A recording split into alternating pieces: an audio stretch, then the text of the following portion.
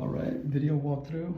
Third floor studio, right on Com Ave and Warren Street. So that's the entrance. You got a hallway right here connecting you to the kitchen. Really good sunlight here at the top. You got your standard kitchen sink, small little gas stove, cabinets,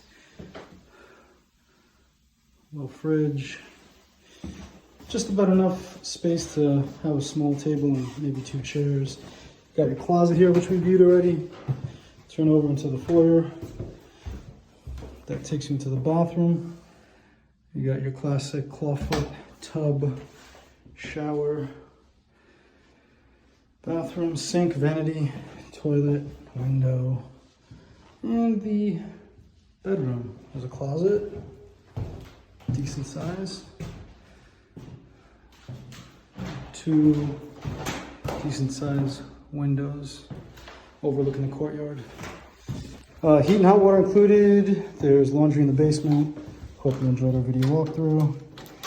And contact Angel if you need any more info.